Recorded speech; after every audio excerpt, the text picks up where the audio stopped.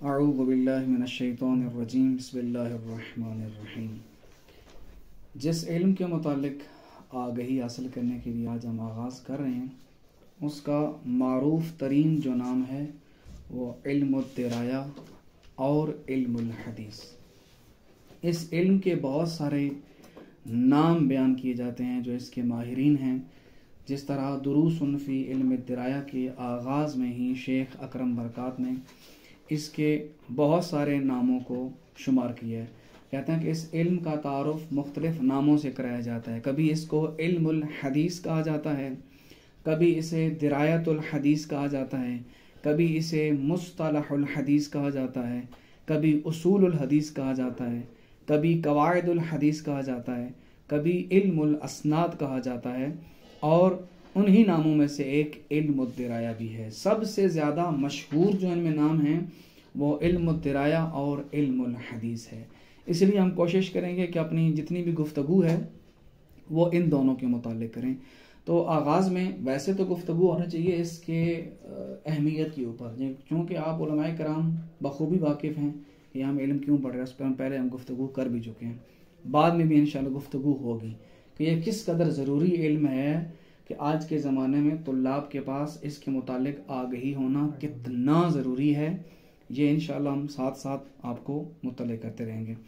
اب اس میں سب سے پہلے چیز ہم نے دیکھنا ہوتا ہے کہ جو علم ہم پڑھ رہے ہیں اس کے اندر جو ٹرمز یوز ہو رہی ہیں ان کا مفہوم، ان کا معنی کیا ہے۔ آپ کو پتہ ہے کوئی بھی علم جب شروع کیا جاتا ہے تو سب سے پہلے بزرگان جو قدیم تھے وہ آغاز کرتے تھے رؤوس ثمانیہ سے۔ کوئی بھی علم ہے اس کے رؤوس ثمانیہ کے بارے میں گفتگو کی جاتی تھی، یعنی کہ 8 چیزوں کے بارے میں ذکر کیا جاتا تھا۔ پھر متاخرین نے اس سلسلے کو ترک کر دیا اور صرف 3 چیزوں کے متعلق ڈسکس کرتے ہیں، یعنی کہ اس علم کی تعریف، اس کا موضوع اور اس کے مسائل یا اس کی غرض و غایت۔ ٹھیک ہے، ان 3 چیزوں کے بارے میں متاخرین ڈسکس کرتے ہیں۔ تو ہم ان کے بارے میں ڈسکس کریں گے کہ ہم نے علم الدرایا اور علم الحدیث کے اندر ان 3 چیزوں کی ہم نے وضاحت کرنی ہے۔ آج کے سبق میں شاید ہم یہی کر سکیں گے۔ تو سب سے پہلے دیکھنا ہے، ہم نے بات شروع ہوئی ہے علم سے، علم الدرایا اور علم الحدیث۔ علم کسے کہتے ہیں؟ سوال سب سے پہلے یہ ہے کہ آیا علم اور معرفت یہ ایک ہی چیزیں ہیں یا علم اور چیز ہے، معرفت اور چیز ہے؟ اس میں اختلاف پایا جاتا ہے۔ علم کی اگر آپ تاریخ کی طرف جائیں گے، تعریف کی طرف، تو علم کیا مطلب ہے؟ ادراک الشیء علی ما هو علیہ، کسی شے کو درک کرنا کس طرح؟ علی ما هو علیہ، جیسی وہ حقیقت میں ہے، اس کی کیفیت، اس کی کنڈیشن، وہ جس حالت میں ہے اس کو اسی حالت میں، اسی حقیقت میں اس کا درک کر لینا، یہ کیا کہلاتا ہے؟ علم۔ بعض علماء نے کہا نہیں، یہی معرفت بھی ہے۔ معرفت کی تعریف بھی اگر پوچھی جائے تو وہ بھی یہی ہوتی ہے کہ ادراک الشیء علی ما هو علیہ، لیکن بعض علماء کہتے ہیں نہیں، علم اور چیز ہے، معرفت اور چیز ہے، ان میں فرق ہے۔ اگر آپ فرق کو دیکھنا چاہتے ہیں تو سید عبد الماجد غوری صاحب نے اپنی کتاب معجم المصطلحات الحدیثیہ صفحہ نمبر 9 کے اوپر اس کا فرق لکھا ہے۔ وہ کیا لکھتے ہیں کہ الفرق بینہما، دونوں کے درمیان فرق یہ ہے کہ ان العلم یطلق لادراک الکلیات عن دلیل، کہتے ہیں کہ علم وہاں پر استعمال کیا جاتا ہے، علم کا لفظ وہاں پر بولا جاتا ہے جہاں آپ کلیات کو درک کر رہے ہوں، ان دلیل، یعنی کلیات کو ان کی دلیلوں کے ساتھ درک کرنا علم کہلاتا ہے۔ اچھا، تو پھر معرفت کیا ہے؟ کہتے ہیں والمعرفۃ لادراک الجزئیات، اور معرفت کہتے ہیں کس کو؟ جزئیات کے درک کرنے کو دلیلوں کے ساتھ ہی۔ ٹھیک ہے، کلیات کو درک کیا جائے تو علم اور جزئیات کو درک کیا جائے تو معرفت۔ بہرحال اس میں اختلاف ہو سکتا ہے، جو جس قدر فہم ہے اسی مطابق وہ اس کی تعریف کرے گا۔ بہرحال خلاصہ یہی ہوگا کہ علم کا مطلب ہوتا ہے کہ ادراک الشیء علی ما هو علیہ۔ اب ہم اس سے ایک قدم آگے بڑھتے ہیں۔ علم الحدیث، علم الدرایا، کیا مطلب ہے جی؟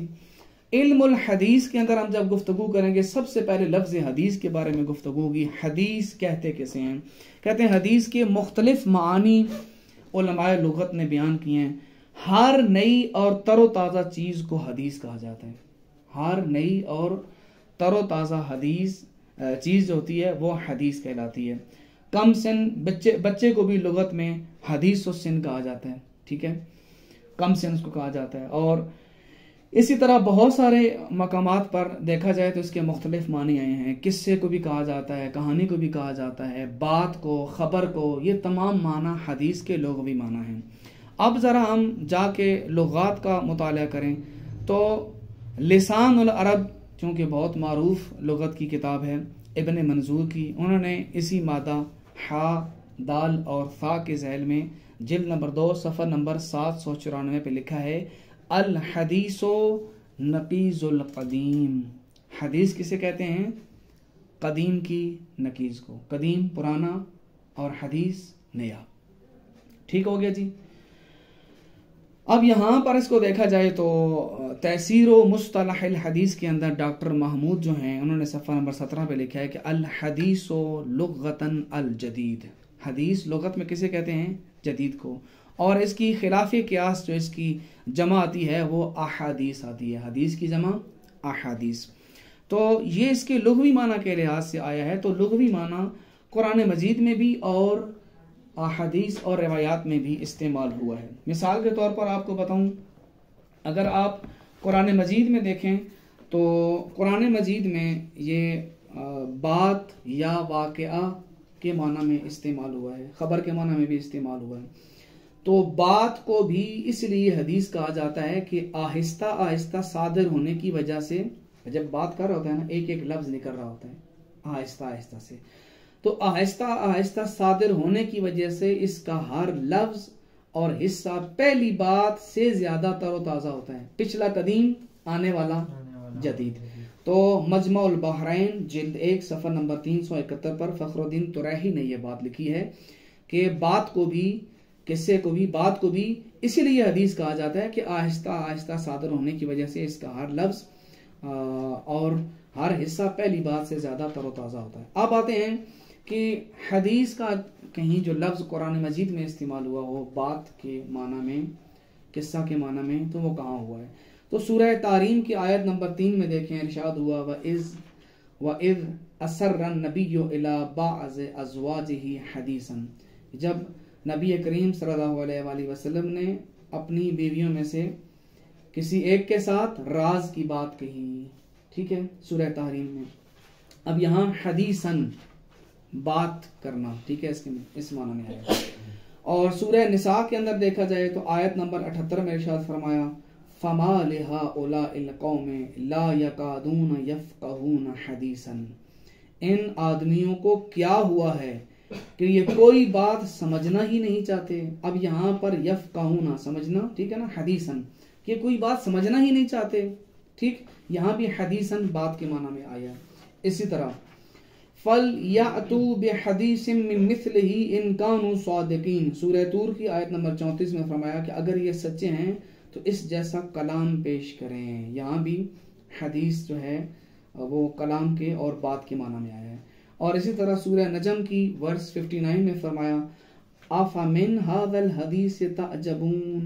کیا یہی وہ بات ہے جس پر تم اظہار تعجب کرتے ہو؟ اب احادیث کے اندر بھی دیکھا جائے تو اس کے بارے میں بہت سارے شواہد ملتے ہیں، لیکن میں صرف ابھی ایک بیان کروں گا. وہ کون سا ہے؟ نہج البلاغہ میں مولا کائنات حضرت علی علیہ السلام نے مکتوب نمبر 31 میں فرمایا کہ انما قلب الحدث کالارض الخالیہ ما القی فیہا من شیء قبلت ہو. کہ کم سن بچے کا دل خالی زمین کی طرح ہوتا ہے. کم سن بچے کا دل خالی زمین کی طرح ہوتا ہے، اس میں جو بیج بھی بویا جائے وہ اسے قبول کر لیتی ہے. اب یہاں پر کیا ہوا ہے؟ قلب الحدث، کم سن بچے کا دل، اس معنی میں استعمال ہوا ہے. تو یہاں پر حدیث یعنی کہ کم سن کے معنی میں استعمال ہوئی ہے. ٹھیک ہے نا، نئی، تر و تازہ. ٹھیک، اور اس کے بہت سارے معنی ہیں جن کے اوپر ڈسکس ہو سکتی ہے. لغت کے اندر اس کے اوپر بہت ساری وضاحتیں علماء نے دی ہیں، لیکن ابھی میرے خیال میں لغت کی بجائے ہم آتے ہیں اصطلاح کی طرف کہ اس حدیث کی اصطلاحی تعریف کیا کی گئی ہے. اب شیعہ علماء اور اہل سنت علماء دونوں اپنے اپنے ہاں اس کی الگ الگ تعریف کرتے ہیں. اب دیکھیں جو اہل سنت علماء ہیں ان میں اگر دیکھا جائے تو علامہ سخاوی جو ہیں انہوں نے اپنی کتاب فتح المغیث بشرح الفیۃ الحدیث اور ملا علی قاری نے نخبۃ الفکر کی شرح میں ایک تعریف کی، وہ کیا کہتے ہیں؟ ما اضیف الی النبی قولا او فعلا او تقریرا او صفتا حتی الحرکات والسکنات فی الیقظۃ والمنام. کہتے ہیں حدیث ہر اس چیز کا نام ہے جس کی نسبت رسول اللہ صلی اللہ علیہ وآلہ وسلم کی طرف دی گئی ہو، خواہ وہ قول ہو یا فعل ہو یا تقریر کے قبیل سے ہو. تقریر مطلب ہوتا ہے ان کے سامنے کوئی کام ہوا ہے اور انہوں نے منع نہیں کیا، یا کوئی اور بیان ہو، یہاں تک کہ نیند اور بیداری میں صادر ہونے والے حرکات و سکنات کے بیان کو بھی حدیث کہا جاتا ہے. سمپل ورڈز میں کیا کہوں، آپ ان کی جتنی بھی تعریفیں اٹھا کے دیکھ لینا، ہمارے اہل سنت بھائیوں نے، محدثین نے جہاں بھی تعریف کی ہے، انہوں نے کہا ہے کہ حدیث کہتے ہیں قول، فعل اور تقریر جس کی نسبت پیغمبر اکرم کی طرف ہو. ما اضیف الی النبی، حدیث کی تعریف کیا ہے کہ جس کی نسبت حضور اکرم کی طرف دی گئی ہو، چاہے وہ ان کا قول ہو، چاہے وہ ان کا فعل ہو، چاہے وہ تقریر ہو. تو ان تینوں صورتوں کو جو ہمارے اہل سنت برادران ہیں وہ حدیث کا نام دیتے ہیں.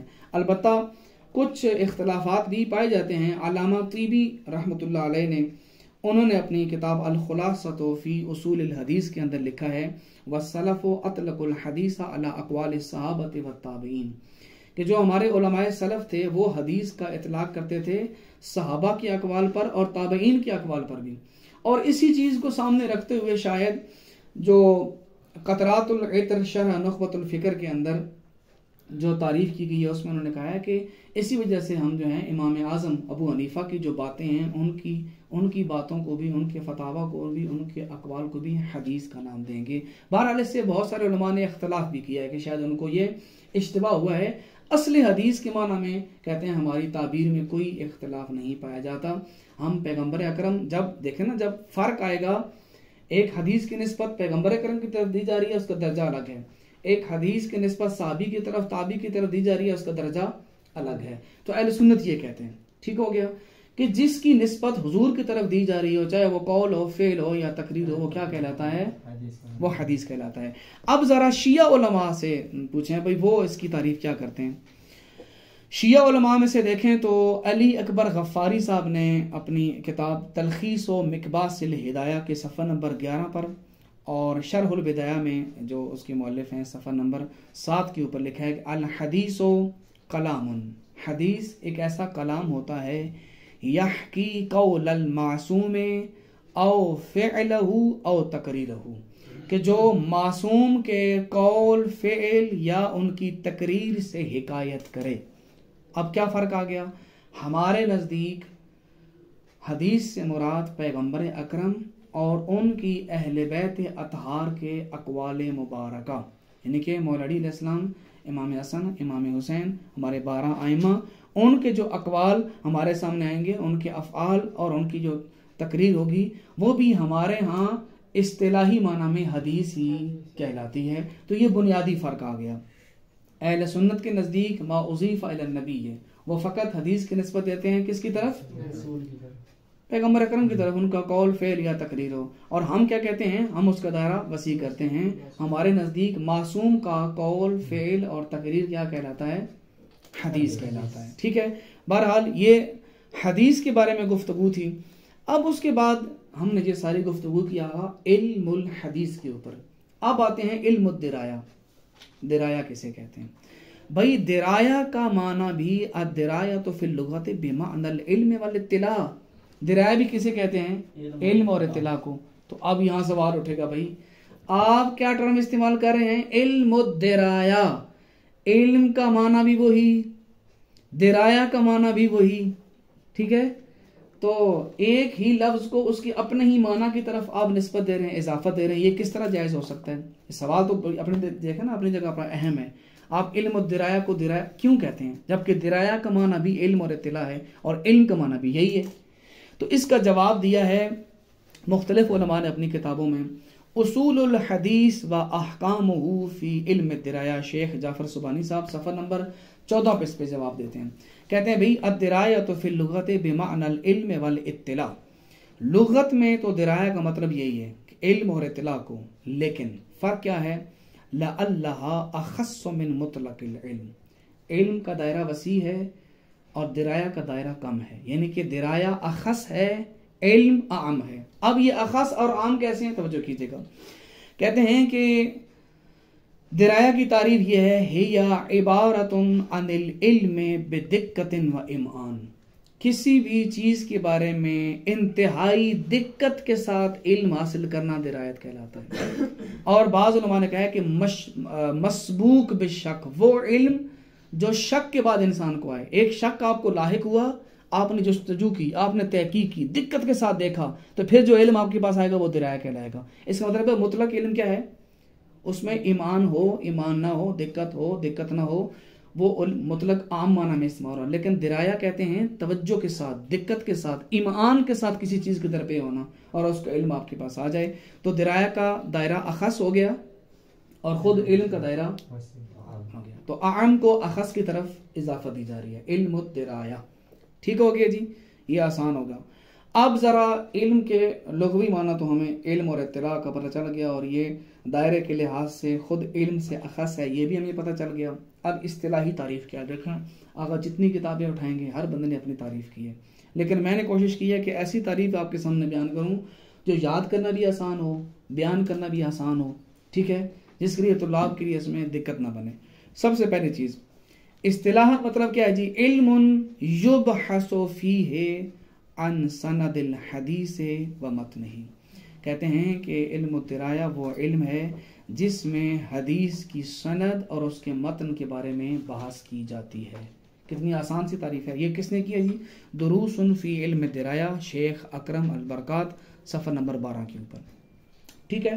ابھی یہاں پر ایک اور چیز بھی دیکھنی چاہیے کہ علم الحدیث، علم الدرایا اور کیا نام ہے علم الرجال، یہ آخر ان کا آپس میں کوئی رشتہ تعلق ہے بھی یا نہیں ہے، اس میں بھی آگا مختلف آراء پائی جاتی ہیں، لیکن جو ایک رائے میرے سامنے آئی ہے وہ میں آپ کے سامنے بیان کرتا ہوں۔ وہ سید رضا مؤدب، انہوں نے اپنی کتاب کے اندر اس بات کو لکھا ہے، ان کی کتاب کا نام بھی یہی ہے، دروس فی علم الدرایا، الدکتور سید رضا مؤدب، صفحہ نمبر 15 پر تمہید کے اندر یہ بات لکھی ہے۔ کہتے ہیں کہ علم الحدیث بھی، علم الدرایا جو ہے وہ بھی احد فروع علم الحدیث، علم حدیث کی جو فروعات ہیں ان میں سے ایک اس کی فرع ہے۔ فإن علم الحدیث ينقسم إلى ثلاثة فروع مهمة، کہتے ہیں کہ علم حدیث 3 اہم ترین فروعات کی طرف تقسیم ہوتا ہے، وہی ہے وہ 3 کون سی ہیں؟ سب سے پہلا ہے رجال الحدیث۔ رجال الحدیث کیا ہے جی؟ وہاں پر دراست و حالات الراوی، یعنی کہ راوی کے حالات کے بارے میں گفتگو کی جاتی ہے، پہلی قسم۔ دوسری ہے فقہ الحدیث، جہاں پر دراست المتن و شرح کلام المعصوم، یعنی کہ وہاں متن کے بارے میں گفتگو کی جاتی ہے اور معصوم کے کلام کی شرح کی جاتی ہے کہ معصوم کہنا کیا چاہتے ہیں۔ اور تیسرے نمبر پر ہے علم الدرایا او درایت الحدیث۔ لیکن یہ ایک قول تھا جو میں نے آپ کے سامنے بیان کیا ہے، اور دیگر بھی علماء ہیں ان کی بھی آراء ہیں، ان کو بھی انسان دیکھا جا سکتا ہے کہ اس کی 2 قسمیں ہو سکتی ہیں، کچھ کہتے ہیں روایت الحدیث، کچھ کہتے ہیں درایت الحدیث۔ روایت الحدیث اس کی سند کے بارے میں گفتگو کرنا، درایت الحدیث اس کے متن کے بارے میں گفتگو کرنا۔ بہرحال آج کے اس سبق کے اندر ہم نے یہ دیکھا ہے کہ علم الحدیث اور علم الدرایا لغت میں، اصطلاح میں ان کا مفہوم اور معنی کیا ہے۔ ابھی اگر علم الدرایا کے موضوع کے متعلق آئیں اور ان کے مسائل کے متعلق آئیں تو ایک ایک لائن میں بیان کر دوں گا۔ اس کے موضوع کے بارے میں گفتگو کی جائے تو اصول الحدیث و احکامہ میں آیت اللہ جعفر سبحانی صاحب نے لکھا ہے، موضوعہ ان الموضوع هذا العلم هو سند الحدیث و متنہ، کہتے ہیں حدیث کی سند اور اس کا متن ہی اس علم کا موضوع اور محور ہے۔ ہم جتنی گفتگو کریں گے وہ اس کے سند اور اس کے متن کے گرد گھومے گی۔ یا آپ یہ بھی کہہ سکتے ہیں کہ هو الحدیث باعتبار اشتمالہ علی السند والمتن، کہ اس کا موضوع حدیث ہے، کس حیثیت سے؟ اس حیثیت سے، اس اعتبار سے کہ وہ سند کو بھی شامل ہے اور متن کو بھی شامل ہے۔